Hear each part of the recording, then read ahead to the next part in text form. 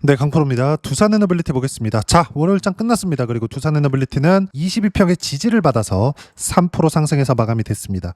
반대로 올라가잖아요. 62평에 대한 저항권에 있습니다. 원래 이쪽 구간 있잖아요. 22평과 62평이 역배열 상태에 있었을 때 원래 이런 상황이 옵니다. 그러면 두산 에너빌리티가 여기서 확 밀려버려서 추세가 완전히 망가질 수 있는 상황이 벌어질 수 있느냐?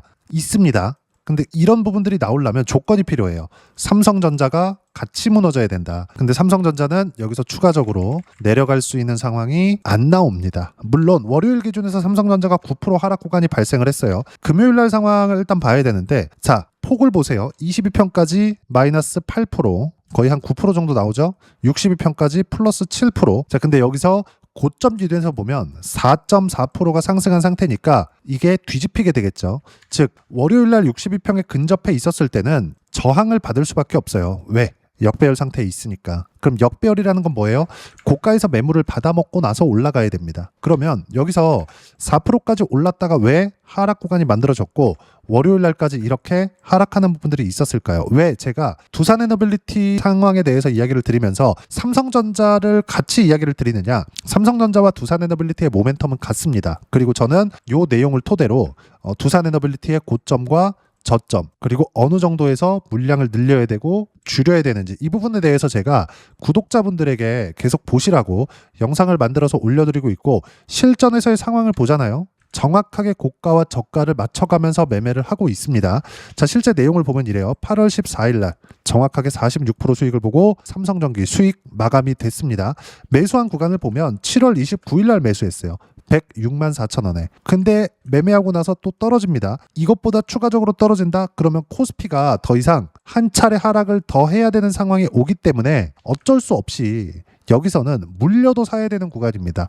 이런 부분들을 결과적으로 보면 46% 수익 구간이 발생을 했지만 여기서 버틸 수 있었던 이유는 이것보다 추가적으로 하락 구간이 나왔을 때는 버텨라. 물려도 사야 된다. 왜? 시장 투매가 두 차례 나왔기 때문에. 두산 에너빌리티도 마찬가지인 상황이었습니다. 근데 올라가면 62평에 대한 저항을 받죠. 왜? 역배열 상태에 있기 때문에. 여기서 모든 것들이 다 없어지고 그냥 주가 포함해서 종목군들까지 전부 다 박살이 날라면 삼성전자와 하이닉스, 즉 메모리 반도체 수요가 꺾여야 되는데 그럴 수 있는 상황은 없습니다. 9월 말부터 마이크론 테크놀로지 실적 나오고 10월 초에는 삼성전자 실적 나옵니다. 실적은 어마어마하게 좋을 겁니다. 이 부분을 전부 다 이야기를 드려왔습니다. 자, 실제 보면 어때요? 삼성전기 46% 수익 구간을 냈죠. 결과는 구독자분들에게 공유를 해드렸죠. 7월 29일 날의 상황을 보더라도 쭉 이렇게 올려서 보면 누구나 매매할 수 있게 제가 7월 29일 시장 투매가 두 차례 나왔죠. 삼성전자 즉시 매수해라. 하이닉스 즉시 매수해라. 저가와 고가를 정확하게 잡아드리고 있습니다.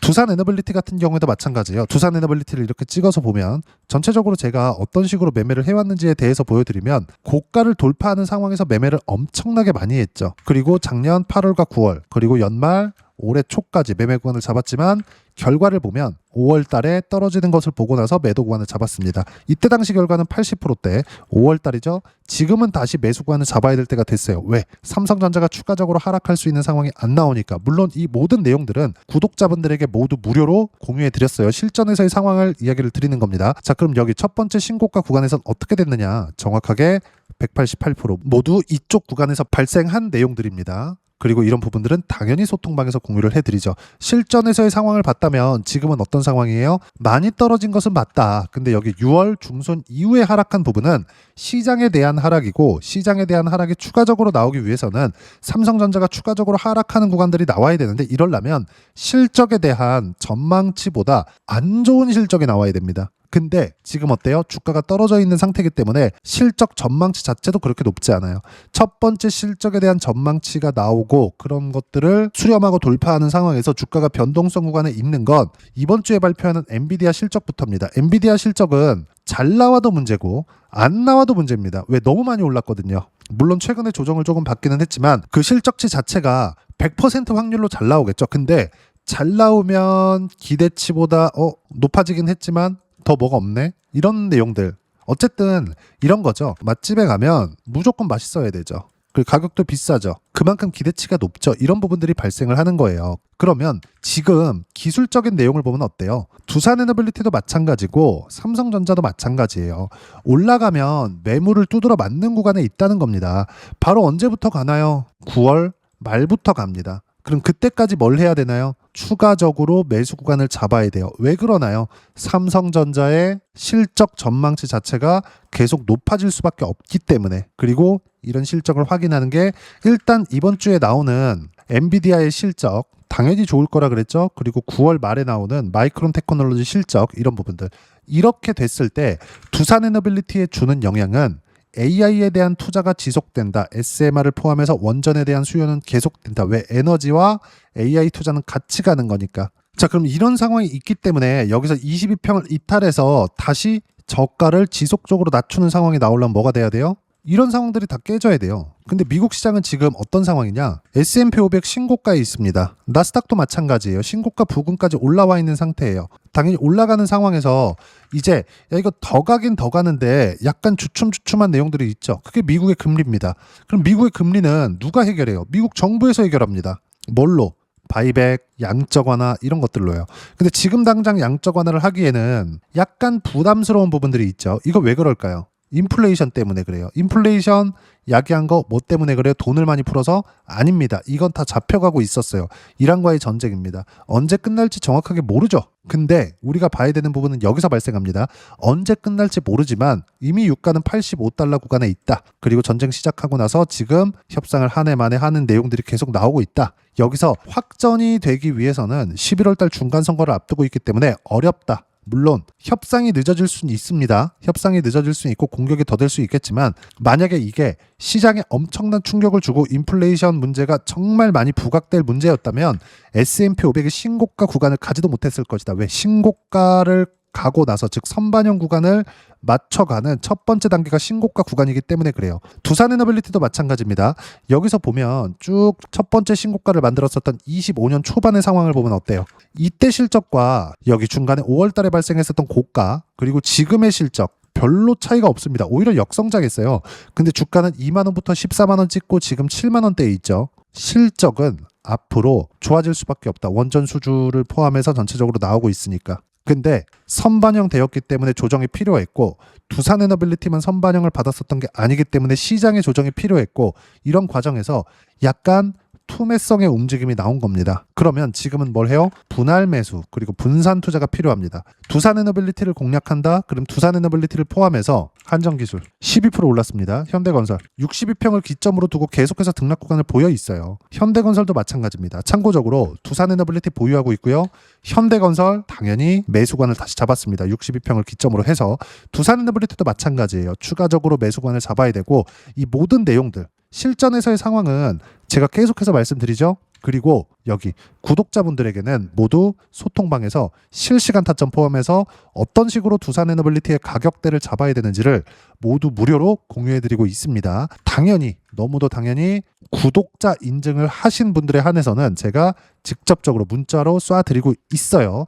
자, 내용 한번 볼게요. 여기 보시면 실시간 타점 관련된 내용도 7월 29일 날이 시장에서 저점이 나왔죠. 그때 어떤 부분을 매수했어요? 삼성전자 매수해라. 폭락했을 때 하이닉스 매수해라. 한미반도체 매수해라.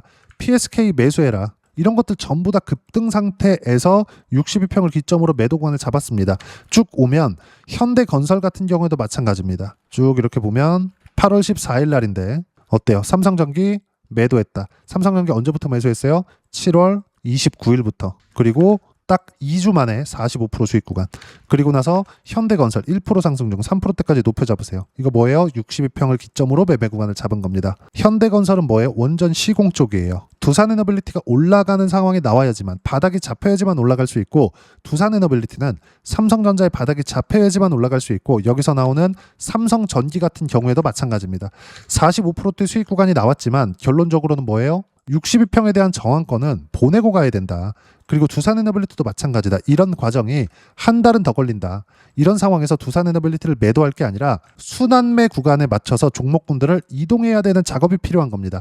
그 부분에 대해서 제가 소통방에서 구독자분들에게 어떤 식으로 매매 구간을 잡아야 되는지를 실시간 타점과 함께 그리고 시황에 대한 부분까지 모두 무료로 공유해드리고 있으니까 구독과 좋아요 눌러주시고요.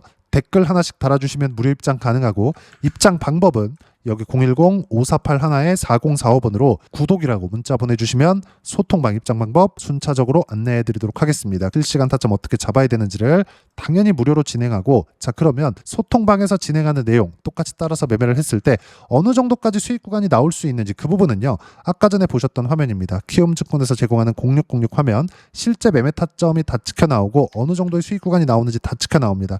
결과를 보면 어때요? 계좌 오픈했을 때 실전에서의 상황 모두 분할 매수하고 있죠. 결과는 100%대 수익 구간. 그러면 원전은 AI죠.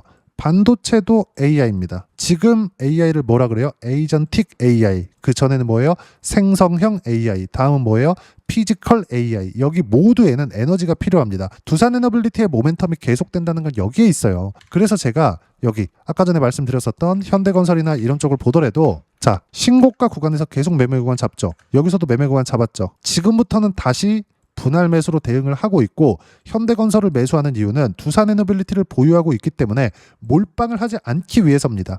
근데 현대건설은 원전 시공 쪽 원전과 관련되어 있는 시세를 내요. 두산에너빌리티가 강세를 보였을 때 어때요? 신고가를 먼저 만들어 놓고 돌파하는 상황에서 계속 매수관 잡죠. 결과는 40%대 수익 구간. 원전에 대한 다른 쪽도 마찬가지입니다. 한정기술이나 이쪽에 대한 부분 보더라도 신고가 구간 지금은 다시 62평을 돌파하는 과정에서 변동성은 있겠지만 확인하고 나서 매수관을 잡을 거고 이 상태에서도 두산에너빌리티는 보유한 상태가 유지되어야 된다. 당연히 삼성전자 체크해야 되고 이런 모든 내용들을 여기 소통방에서 실시간 타점 모두 무료로 공유해드리고 있으니까 구독과 좋아요 눌러주시고요. 댓글 하나씩 달아주시면 무료 입장 가능하고 입장 방법은 여기 010-5481-4045번으로 구독이라고 문자 보내주시면 소통방 입장 방법 순차적으로 안내해드리도록 하겠습니다. 자 그럼 여기 두 자릿수 또는 세 자릿수 이상의 수익 구간을 내기 위해서 어떤 부분을 이해하고 판단해야 되는지 그 부분은요. 여기 두산에너빌리티의 가격 전략, 단기 보유 전략 두 가지인데 단기는 2주입니다. 2주 동안 내가 어떻게 수익 구간으로 전환될지 그 부분이고 2주 안에 수익 구간으로 전환되기 위해서는 가격에 대한 이해가 필요하고요. 가격에 대한 이해가 되었을 때 주도주, 신고가 두 가지 내용에 대한 이해가 될 겁니다. 이 두 가지 내용 모두 무료로 공유해 드리도록 할 테니까 구독과 좋아요 눌러주시고요. 여기 이 번호로 두산에너빌리티라고 문자 보내주시면 가격, 단기 보유 전략 함께 공유해 드리도록 하겠습니다. 자, 시장 쉽지 않죠. 그냥 올라가면 좋겠는데 항상 이런 조정이 있습니다. 어떤 종목이든 다 마찬가지예요. 두산에너빌리티도 마찬가지고 미국의 엔비디아를 포함해서 빅테크 모두가 다 마찬가지입니다.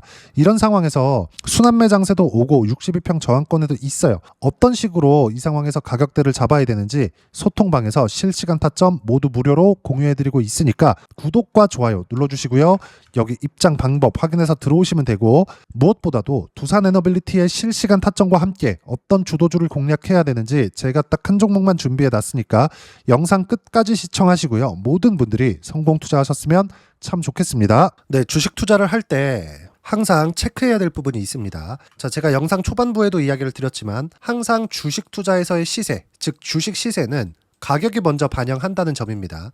자, 어떤 호재나 악재를 찾으실 텐데 그런 호재나 악재를 찾아서 우리가 매수와 매도를 반복했을 경우에는 주식 시세가 올라가는 과정에서 꼭 내 것만 털리고 올라가는 경우가 비일비재했을 겁니다. 제가 매매를 했었던 종목군들 중에서 어떤 식으로 시세가 진행되고 연결이 되기 시작했었는지 그 부분에 대해서 한번 체크를 해보고 넘어가도록 하겠습니다. 자, 제가 먼저 조회를 눌러서 이야기를 드릴 텐데 이렇게 조회를 눌러서 먼저 보여드리는 건 조작이 불가능하다는 걸 먼저 보여드리는 거고요. 자, 내용 한번 보겠습니다. 자, 재룡산업 시세 구간 올라가는 구간 확인하고 나서 매매를 한 경우에 34%대 수익 구간. 자, 다음 종목 한번 보겠습니다. 한화오션 신고가 이후에 다시 상승하는 구간 그리고 수익 구간은 57%까지 늘어나는 부분이 있습니다. 공통점이 있다는 겁니다. 먼저 돌려보면서 이야기를 드리도록 할게요. ABL 바이오. 자, 이것조차도 마찬가지죠. 시세 이후에 다시 큰 폭의 급등 구간 그리고 76%까지 시세 구간이 발생했다는 점. 어떤 종목이든 가격대가 올라가는 부분이 먼저 나왔다는 게 핵심 포인트예요. 자, 다음 종목 보겠습니다. 자, 자람 테크놀로지입니다. 어떻습니까? 이것조차도 마찬가지죠. 74.8%의 수익 구간을 냈는데 단 3일 걸렸습니다. 시세가 나왔었던 구간은 동일하게 신고가 이후에 발생했다는 점. 그리고 마지막으로 두산 에너빌리티. 두산 에너빌리티도 계속해서 상승 구간을 만들어가고 있지만 당연히 신고가 이후에 시세가 나오고 있다는 점. 호재나 악재 때문에 이 내용으로 인해서 주가가 올라가는 것은 맞지만 어디든 간에 가격이 먼저 반영하는, 즉 신고가 구간 이후에 50%, 60%, 70%대 수익 구간이 나올 수 있다는 점. 자, 우리가 세력들도 아닌데 계속해서 시장을 추적 관찰할 수 없겠죠. 가장 효율적으로 볼 수 있는 방법에 대해서, 그리고 거기에 맞는 종목을 딱 한 종목만 준비를 해왔습니다. 자, 첫 번째, 주도주 공유에 대한 부분인데 수익률 기대치는 15에서 30% 안쪽으로 잡는다. 물론 추가적으로 상승할 수도 있겠지만 허황되게 200% 올라간다, 300% 올라간다, 이렇게 보기 위해서는 우리가 충분한 시간 투자가 필요합니다. 하지만 우리가 정작 조정이 오기 전에 안정적으로 보유할 수 있는 그 시간은 길어봤자 2주 안에 끝내야 되는데, 그 안에 나올 수 있는 조정 구간까지 포함해서 나올 수 있는 수익률 기대치는 15에서 30%가 적당하고 시장에 도움이 있었을 때 추가적으로 상승을 하는 겁니다. 자, 그러면 이 세 가지 조건을 만족해야 됩니다. 자, 첫 번째, 직전 3개월 가장 강했었던 업종. 아까 전에 말씀드렸죠? 신고가 구간에 있었던 종목군들이라는 점. 자, 그리고 3개년 연속 순이익, 즉 단기 순이익 전망치가 증가하는 거지 실제 실적이 좋아지면 주가는 이미 높은 위치에 있는 겁니다. 단순히 가격이 올라갔다고 해서 높은 위치에 있다는 게 아닙니다. 무슨 얘기냐? 실적이 올라간 만큼 주가가 그만큼 올라와 있다면 그건 비싼 주식이 되겠죠. 앞으로 나올 수 있는 예상치에 대한 실적보다 주가가 더 낮은 위치에 있어야 돼요. 하지만 가격이 올라가는 건 다른 거다. 그래서 전망치가 증가한 종목을 찾자. 자, 그리고 가장 중요한 점. 올라가려면 돈이 필요하겠죠. 즉 매집봉이 들어와서 가격대를 올리고 외국인이나 기관들, 즉 세력들의 미친 매집 구간을 확인을 해야 된다. 자, 그럼 어떤 종목이냐? 제가 이렇게 준비를 해왔고요. 자, 주도주 공유. 아까 전에 말씀드렸죠. 15에서 30% 2주 안에 낼 수 있는 수익률에 대한 기대치입니다. 자, 그리고 이렇게 준비해온 종목에 대한 부분은, 자, 폭등 전에 꾸준하게 매집 구간이 발생했다는 점, 그리고 상승하는 구간에서도 계속해서 거래 대금이 늘어나고 있었다는 점, 그리고 직전 3개월 내 신고가 돌파 종목. 그쵸? 분명히 시장이 어떤 상황이든 간에 주가가 올라가는 상황이 나와야 되고 올라가는 과정 안에서 반드시 거래대금은 늘어날 수밖에 없습니다. 자, 그리고 지금 현재 시세가 나오기 전 마지막 매수 기회 구간에 있습니다. 여기서 가장 중요한 건 올라가는 구간에서 거래가 늘어난 거 보이죠? 그리고 옆에 제가 세력들의 매수세를 체크한 내용을 보시면 올라가는 구간별로 거래대금이 늘지만 올라갈 때 외국인과 기관의 매수세가 지속적으로 들어왔다는 점. 이 구간에서 제가 종목만 드릴 수도 있겠지만 어떤 식으로 타점을 잡고 매매를 해야 되는지 소통방에서 함께 진행을 하고 있고요. 소통방은 모두 무료로 진행하고 있습니다. 물론 종목만도 따로 드리겠지만 등락하는 과정에서 어떻게 타점을 잡아야 되는지 그런 부분 소통방에서 진행하고 있으니까 여기 010-5481-4045번으로 주도주 라고 문자를 보내주시면 제가 강프로의 소통방도 함께 초대를 해드리면서 지금 2주 안에 15에서 30% 수익률에 기대되는 주도주를 공유해드리도록 하겠습니다. 자, 항상 어려운 주식시장이지만 제가 준비한 이 종목 받아가셔서 모든 분들이 큰 수익 내셨으면 좋겠습니다.